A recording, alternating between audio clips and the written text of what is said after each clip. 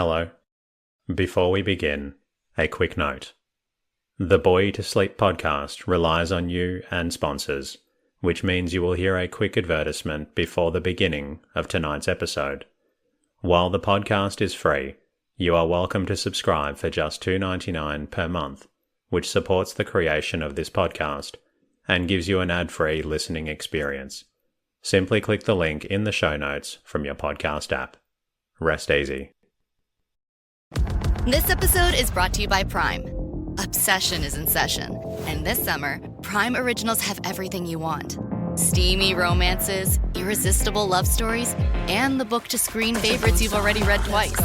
Off Campus, Elle, Every Year After, The Love Hypothesis, Sterling Point, and more. Slow burns, second chances, chemistry you can feel through the screen. Your next obsession is waiting. Watch only on Prime. Last night, you spent 2 hours deciding what to wear to the party. This morning, it'll take you 2 minutes to list it on Depop and make your money back. Just grab your phone, snap a few photos, and we'll take care of the rest. The sheer dress and platform heels you'll never wear again? There's a birthday girl searching for them right now. Your one-and-done look is about to pay for your next night out. Or at least the ride home. Your style can make you cash.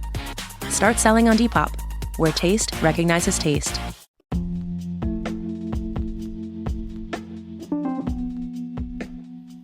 Hello. Welcome to the Bore You to Sleep podcast. The podcast that will hopefully help you get to sleep. I am going to read an open source book, one that is not particularly interesting, but one that is hopefully boring enough to get you to sleep.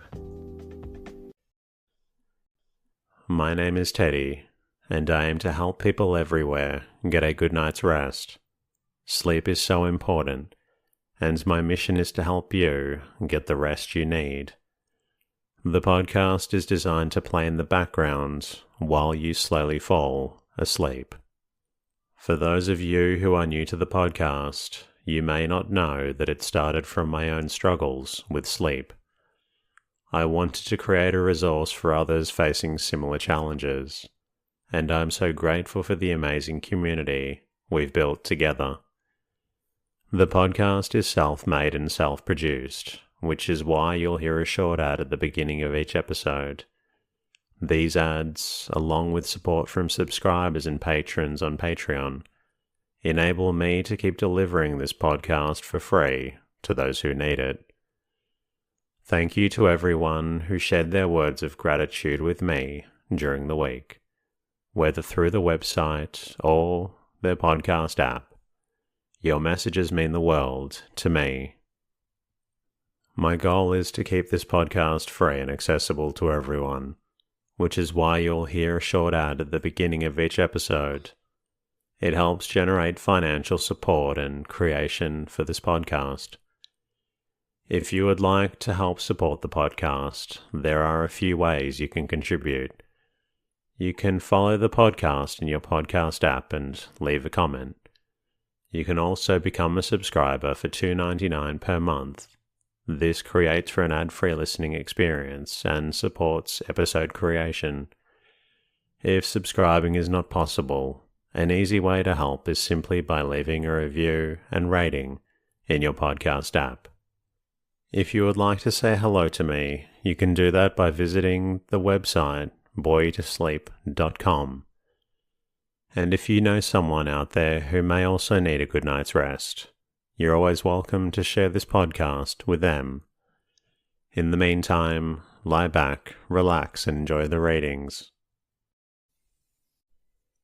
Colonel James Gardiner was the son of Captain Patrick Gardiner, who served many years in the armies of King William and Queen Anne, and died abroad with the British forces in Germany. The Colonel's mother was a lady of very excellent character, but it pleased God to exercise her with uncommon trials, for she lost not only her husband and her brother in the service of their country, but also her eldest son, Mr. R. Gardiner, on the day which completed his 16th year, at the siege of Namur in 1695. But God blessed these afflictions as the means of forming her to an eminent degree of piety. The second son, the subject of this memoir, was born in Linlithgowshire, January the 10th, 1687, the memorable year of the glorious Revolution, in defence of which his own life was eventually sacrificed. In early life, his mother took care to instruct him with great tenderness and affection in the principles of true Christianity. While at the school of Linlithgow, he made a considerable progress in literature. In the younger part of his good life, the good effects of his mother's prudent and exemplary care were not so conspicuous as she hoped. Yet there is great reason to believe they were not entirely lost. Could she have prevailed, he would not have thought of a military life, but it suited his taste, and the ardour of his spirit, animated by the persuasions of a friend who greatly urged it, was not to be restrained. Nor will the reader wonder at this, when he knows that this lively youth fought 3 duels before he attained the stature of a man, in one of which, when but 8 years old, he received from a boy much older than himself a wound in the right cheek, the scar of which was always very apparent. This false sense of honour might seem excusable in those unripened years, and considering the profession of his father, but he often mentioned it with regret. And after his conversion, he declined accepting a challenge with this truly great reply, which in a man of his experienced bravery was exceedingly to be admired. "I fear of sinning," said he, "though you know I do not fear fighting." He served as a cadet very early, and at 14 years old he bore an ensign's commission in a Scotch regiment in the Dutch service, in which he continued till 1702, when he received an ensign's commission from Queen Anne, which he bore in the Battle of Ramillies in his 19th year. On this occasion, our young officer was commanded on what seemed almost a desperate service, to dispossess the French of the churchyard at Ramillies, where a considerable number of them were posted to remarkable advantage. They succeeded better than was expected, and Mr. G. was glad of such an opportunity of signalizing himself. Accordingly, he had planted his colours on an advanced ground, and while he was calling to the men, he received a shot in his mouth, which, without beating out any of his teeth or touching the forepart of his tongue, went through and wounded his neck. Not feeling at first the pain of the stroke, he wondered what was become of the ball, and in the wildness of his surprise began to suspect he had swallowed it. But dropping soon after, he traced the passage of it by his finger, when he could discover it no other way. This accident happened about 5 or 6 in the evening, on the 23rd of May, in the year 1706, and the army pursuing its advantages against the French, without regarding the wounded, our young officer lay all night in the fields, agitated, as may well be supposed, with a great variety of thoughts. When he reflected upon the circumstances of his wound, that a ball should, as he then conceived it, go through his head without taking his life, he thought God had preserved him by a miracle, and therefore assuredly concluded that he should live, abandoned and desperate as his condition then seemed. Yet had he little thought of humbling himself before God, and returning to him after the wanderings of a life licentiously begun, but expecting to recover. His mind was taken up with contrivances to secure his gold, of which he had nearly 20 pistoles about him, and he had recourse to a very odd expedient. Expecting to be stripped, he took out a handful of clotted gore, of which he was frequently obliged to clear his mouth, and putting it into his left hand, he took out the money, and shutting his hand, besmeared the back of it with blood. In this position he kept it till the blood so dried that his hand could not easily fall open. In the morning, the French, who were masters of that spot, though defeated at some distance, came to plunder the slain, and seeing him, to appearance almost expiring, one of them was just applying a sword to his breast to destroy the little remainder of life, when in the critical moment a cordelier who attended them interposed, taking him by his dress for a Frenchman, and said, "Do not kill the poor child." Our young soldier heard all that passed, though he was not able to speak one word, and opening his eyes made a sign for something to drink.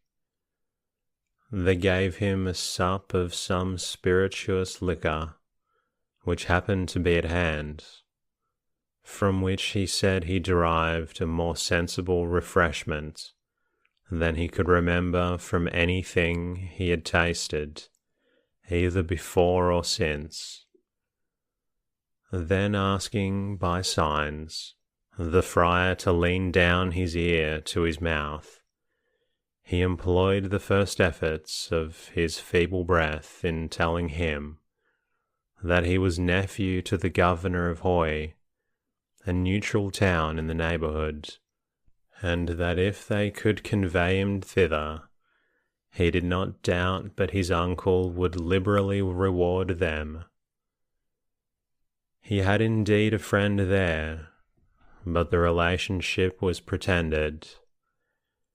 However, on hearing this, they laid him on a sort of hand-barrow, and sent him with a file of musketeers towards the place. But the men lost their way, and got into a wood towards the evening, in which they were obliged to continue all night. The poor patient's wound being still undressed, it is not to be wondered at that by this time it raged violently. The anguish of it enraged him earnestly to beg that they would either kill him outright, or leave him there to die, without the torture of any other motion, and indeed they were obliged to rest for a considerable time on account of their own weariness. Thus he spent the second night in the open air, without anything more than a common bandage to stanch the blood, and he often mentioned it as a most astonishing providence that he did not bleed to death, judging it quite unsafe to attempt to carry him to Hoy, whence they were now several miles distant. His convoy took him early in the morning to a convent in the neighbourhood, where he was hospitably received and treated with great kindness and tenderness. But the cure of his wound was committed to an ignorant barber surgeon who lived near the house. The tent which this artist applied was almost like a peg driven into the wound, yet by the blessing of God he recovered in a few months. The lady abbess, who called him her son, treated him with the affection and care of a mother. He received a great many devout admonitions from the ladies there, and they would fain have persuaded him to acknowledge so miraculous a deliverance, by embracing the Catholic faith as they were pleased to call it.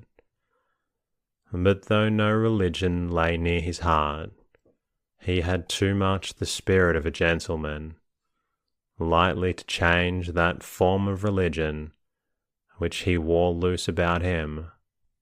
When his liberty was regained by an exchange of prisoners, and his health established, he was far from rendering to the Lord according to the mercy he had experienced. Very little is known of the particulars of those wild and thoughtless years which lay between the 19th and 30th of his life, except that he had experienced the divine goodness in preserving him in several hot military actions, and yet these years were spent in an entire alienation from God, and an eager pursuit of sensual pleasure as his supreme good. Amidst all these wanderings from religion, virtue and happiness, he approved himself so well in his military character that he was made a lieutenant in 1708, and after several intermediate promotions, appointed major of a regiment commanded by the Earl of Stair. In January 1729 to 1730, he was advanced to the rank of lieutenant colonel in the same regiment, and here continued till April 1743, when he received a colonel's commission over a regiment of dragoons, and at the head of which he valiantly fell about 2 years and a half after he received it. We now return to that period of his life which passed at Paris, where he resided in the family of the Earl of Stair, with some interruptions until the year of 1720.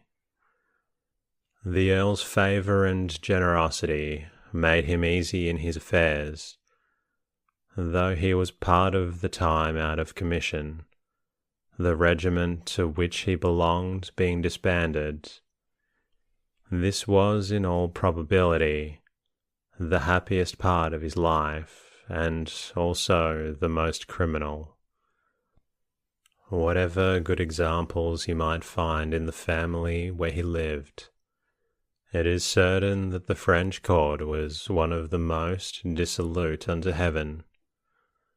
What, by a wretched abuse of language, have been called intrigues of love and gallantry, constituted, if not the whole business, at least the whole pleasure of his life, his fine constitution, than which, perhaps, there was hardly ever a better, gave him great opportunities of indulging himself in those excesses, and his good spirits enabled him to pursue his pleasures in such a manner that multitudes envied him, and called him by a dreadful kind of compliment, the happy rake. Yet the checks of conscience and some remaining principles of so good an education would break upon its most licentious hours, and when some of his dissolute companions were once congratulating him upon his felicity, a dog happening at the time to come into the room, he could not forbear groaning inwardly and saying to himself, "Oh, that I were that dog!" Such was then his happiness, and such is that of hundreds more, who bear themselves highest in the contempt of religion, and glory in that infamous servitude which they affect to call liberty. Yet in the most abandoned days he was never fond of intemperate drinking, from which he used to think a manly pride might be sufficient to preserve persons of sense and spirit, so that if he ever fell into any excesses of that kind, it was merely out of complacency. His frank, obliging, and generous temper procured him many friends, and those principles which rendered him amiable to others, not being under the direction of wisdom and piety, sometimes made him more uneasy to himself than he perhaps might have been if he could entirely have outgrown them, especially as he was never a confirmed skeptic, but still retained a secret apprehension that natural and revealed religion was founded in truth. With this conviction, his notorious violation of the most essential precepts of both could not but occasion some secret misgivings of the heart. His continual neglect of the great author of his being, to whom he knew himself to be under daily and perpetual obligations, gave him in some moments of involuntary reflection inexpressible remorse, and this at times wrought upon him to such a degree that he resolved he would attempt to pay him some acknowledgments. Accordingly, for a few mornings he did it, repeating in retirement some passages out of the Psalms and other scriptures, which he still retained in his memory, and owning in a few strong words the many mercies and deliverances he had received, and the ill returns he had made for them. But these strains were too devout to continue long in a heart as yet unsanctified, but for how readily soever he could repeat such acknowledgments of the divine power and goodness, and confess his own follies and faults, he was stopped short by the remonstrances of his conscience as to the flagrant absurdity of confessing sins he did not desire to forsake, and of pretending to praise God for his mercies, when he did not endeavour to live to his service.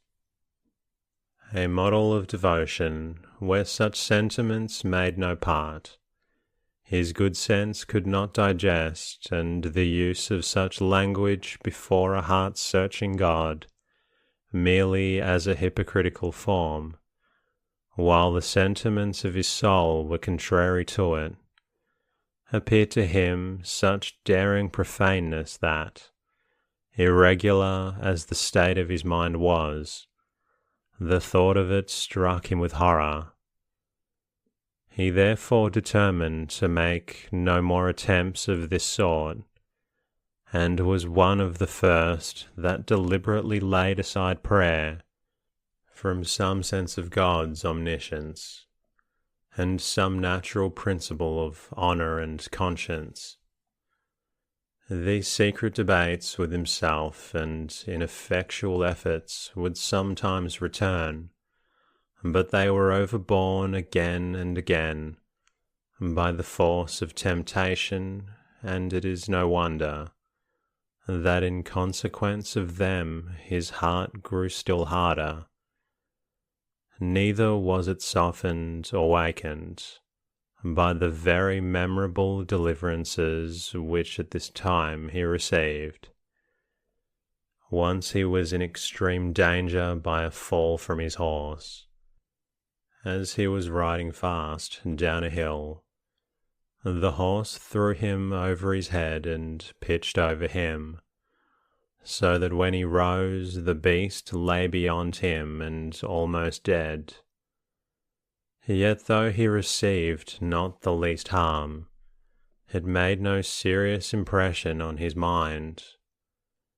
In his return from England in the packet boat, but a few weeks after the former accident, a violent storm that drove them up to Harwich tossed them from thence for several hours in a dark night on the coast of Holland, and brought them into such extremity that the captain of the vessel urged him to go to prayers immediately, if he ever intended to do it at all, for he concluded they would in a few minutes be at the bottom of the sea. In these circumstances he did pray, and that was very fervently too, and it was remarkable that while he was crying to God for deliverance, the wind fell, and quickly after they arrived at Calais. But the Major was so little affected with what had befallen him, that when some of his happy friends, on hearing the story, rallied him upon the efficacy of his prayers, he excused himself from the scandal of being thought much in earnest, by saying that it was midnight, an hour when his good mother and aunt were asleep, or else he should have left that part of the business to them. We now come to the account of his conversion. This memorable event happened towards the middle of July, 1719. The Major had spent the evening in some happy company, and had an unhappy assignation with a married lady, whom he was to attend exactly at 12. The company broke up at about 11, and he went into his chamber to kill the tedious hour. It happened that he took up a religious book, which his good mother or aunt had, without his knowledge, slipped it in with his goods. It was called The Christian Soldier, or Heaven Taken by Storm, written by Mr. Thomas Watson. Guessing by the title that he should find some phrases of his own profession spiritualized, in a matter which might afford him some diversion, he resolved to dip into it, but took no serious notice of anything he read. And yet while this book was in his hand, an impression was made upon his mind which drew after it a train of the most important and happy consequences. Suddenly he thought he saw an unusual blaze of light fall on the book while he was reading, which he at first imagined might have happened by some accident in the candle. But lifting up his eyes, he apprehended to his extreme amazement that there was before him, as it was here suspended in the air, a visible representation of the Lord Jesus Christ upon the cross, surrounded with a glory, and was impressed as if a voice, or something equivalent to a voice, had come to him to this effect: O sinner, did I suffer this for thee? And are these the returns? But whether there were an audible voice, or only a strong impression on his mind equally striking, he did not seem confident, though he judged it to be the former. Struck with so amazing a phenomenon, there remained hardly any life in him, so that he sank down in the armchair in which he sat, and continued, not sure for how long, to be insensible. And when he opened his eyes, he saw nothing more than usual.